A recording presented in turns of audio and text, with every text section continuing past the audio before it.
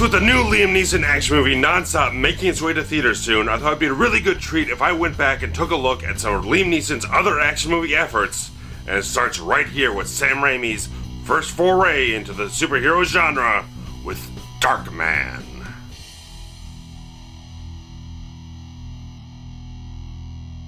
Dr. Peyton Westlake is on the verge of realizing a major breakthrough in synthetic skin when his laboratory is destroyed by gangster Robert Durant, who seeks an incriminating document that accidentally fell into the hands of Westlake's girlfriend Julie. Westlake is believed dead by all, but instead he is found burned beyond recognition and forever altered by an experimental medical procedure. Soon Westlake becomes an unbound vigilante, assuming alternate identities in his quest for revenge and a new life with his former love. But how much of the man he once was still lives within Darkman. So Darkman was released in the theaters in August of 1990, and I vividly remember the marketing campaign for this film that ran through the entire summer, taking a very interesting approach, posing the question of who is Darkman, trying to ensnare you into the mystique and intrigue of this very interesting, dark, shadowy character. And I think it was extremely successful because the film earned back 3 times its $16 million budget and provided Sam Raimi with a very strong, out-of-the-gate studio release film. Even though he didn't care for how the studio system worked, it was very much different from the freedom he enjoyed with the independent films he made previously. He still created a very solid, fantastic film here, in my opinion, that I've loved for a very long time. And at the time, Sam Raimi was trying to secure the rights to either Batman or The Shadow, and obviously he was unsuccessful in both cases, so he decided to go ahead and create his own unique type of character that was very much a melding of ideas from Batman and The Shadow, gothic horror, universal horror, wrapping them all together in this very intriguing, very original type of package that was signature Sam Raimi.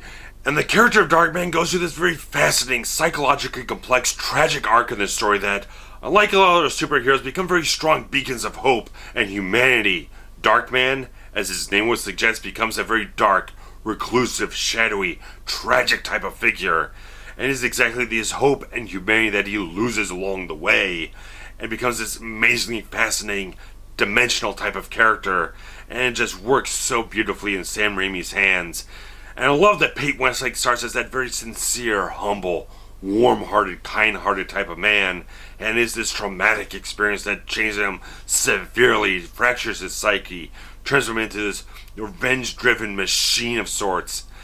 But frankly, it is a quote from Sam Raimi himself that perfectly sums up the entire arc of this character better than I could ever possibly do. He said, and I quote, "I decided to explore a man's soul. In the beginning, a sympathetic, sincere man. In the middle, a vengeful man committing heinous acts against his enemies. And in the end, a man full of self-hatred for what he's become, who must drift into the night, into a world apart from everything he knows and all the things he loves." And I feel that Sam Raimi completely perfectly punctuated those complex psychological elements of this character and cast an absolutely excellent actor, Liam Neeson, to portray that, to bring out all those lush, vibrant, powerful conflicts and emotions and everything so perfectly. And I like that the character of Darkman is this guy who, he can look like any man, but inside he can't feel like a man. He doesn't feel like one. He doesn't feel connected to humanity in any way, shape, or form. So I love that you have, at the end of the film, you have that realization for Peyton Westlake that he can't be a man anymore. He's disconnected so much from humanity. He's come to terms with who he is and realizes that the facade does not create what's inside. That the facade is just a shell, that he cannot become full as a man inside anymore from what he's been through, and I love that quality of it.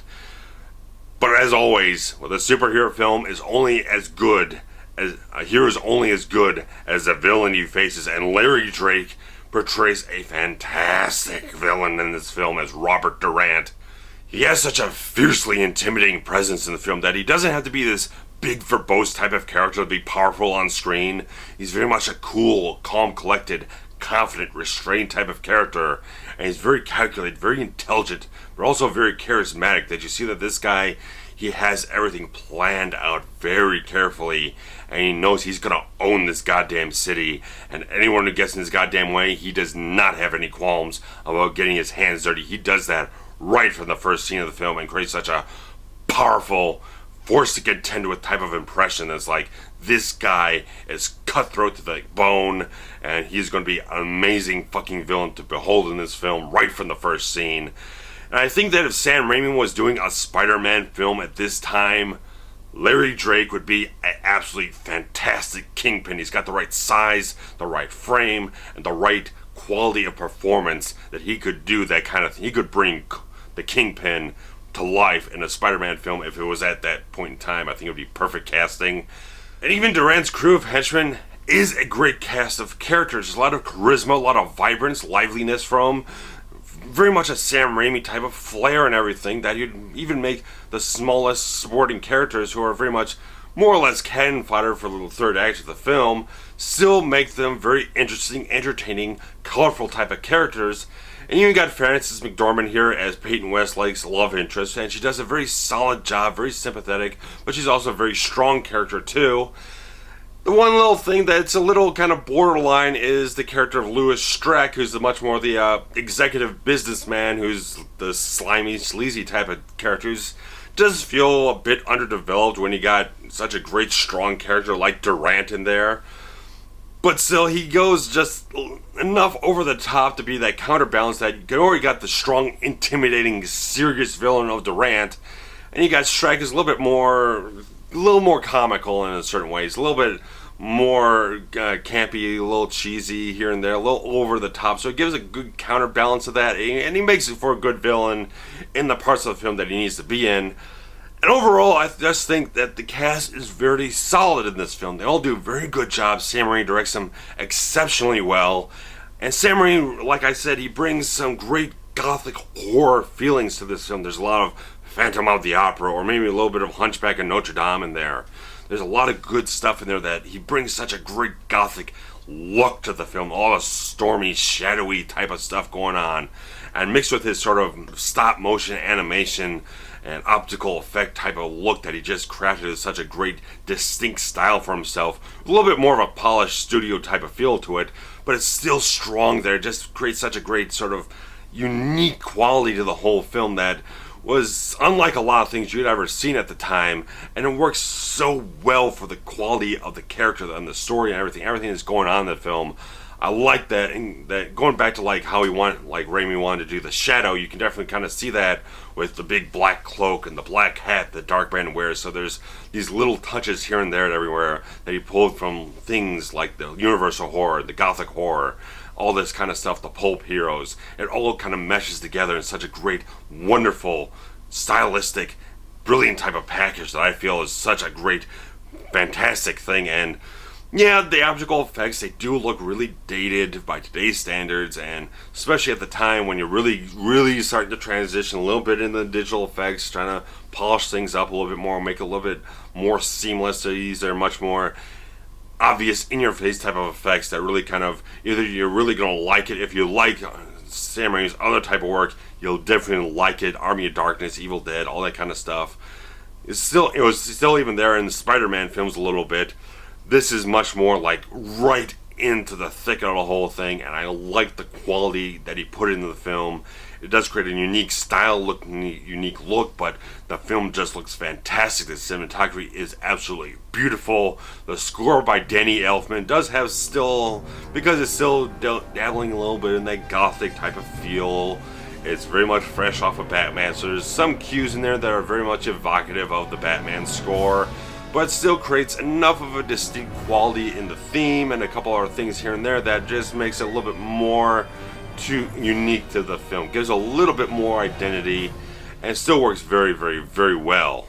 And beyond all the psychological elements and the character drama type of stuff, there is very solid, tight action that you can see that Sam Raimi, even though he's only done like some horror films and a couple of low budget things, he shows that he has a great handle on shooting action, staging it, and making it a very amazing, fantastic, exciting package in that type of way.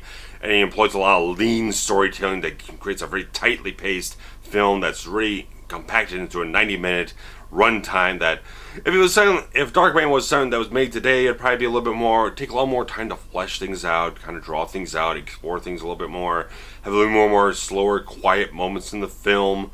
But there are still those moments, but everything hits at the right amount of intervals, right amount of rhythms and pace and everything, that you don't linger on things too long, that the pace never slows down or drags down, that you keep everything, momentum keeps going right out the gate of the whole film, that you're very much caught up in the whole thing. He does such a great tight job with the film that despite any kind of problems he had making the film with the studio, butting heads with him, I don't know, whatever he was butting heads with him on, he still made a hell of a damn good movie with Darkman. And again, Liam Neeson does such a wonderful, complex, lush, powerful job in this film that you're hooked in with the character of Peyton Westlake all the way through this thing. And you gotta also give great credit to the makeup effects that created the look of Darkman, with the partially burned face and the jawline coming out. It looks a lot like what Two-Face probably should have looked like at the time, when, if Batman Forever didn't turn into what it was. But it has all those qualities, and it is an R-rated action movie that really takes advantage, because there's no way you could take this sort of subject matter with the visuals it has and everything else it has and make it a PG-13 or a PG movie. No way in fucking hell. This is a solid R-rated film that has heavy subject matter in that type of regard. A lot of visuals that Darkman can be this character that is both sympathetic and frightening at the same time. There's such a great, complex dynamic to the character. It's unfortunate that, yeah, they had a couple of direct-to-video sequels, but they really didn't live up to the complex depth and quality of this film so much. Regardless of that, Darkman is still a solid movie that I have liked for a very long time. I would not be able to see it for many years after it came out, because when it came out, I was 10 years old, and even the year before, the PG-13 Burton Batman movie, my parents would not let me see it in the theater. No way at the age of 10 they would have let me go see an R-rated action movie, not a chance in hell. Regards to that, it's been a favorite of mine for a very long time. I loved watching it again. You will love watching it the first time or watching it the 10th time. It is a very fantastic type of movie that goes overlooked when you talk about superhero films. There are a lot of them out there that get overlooked, and this is definitely one of them, I feel, because it wasn't based on a comic book. It was based on Sam Raimi's own ideas, that he borrowed little things from here and there and everywhere to create this great, powerful, interesting, fascinating type of character that is very, very much worthy of a lot more praise than it has been given, and a lot more recognition that it has gotten over the years. So that's the first installment in the Liam Neeson look back, and my voice is starting to fall out here, so I'm going to cut this thing off really quickly, but I plan to get a few more reviews done. We'll see what happens in the next week. If you love Darkman, post some comments below, hit some like buttons, share some links around, and I appreciate every bit of support you give me. And I very much appreciate it. And like I said, I'll be back as soon as I possibly can. Take care. Bye.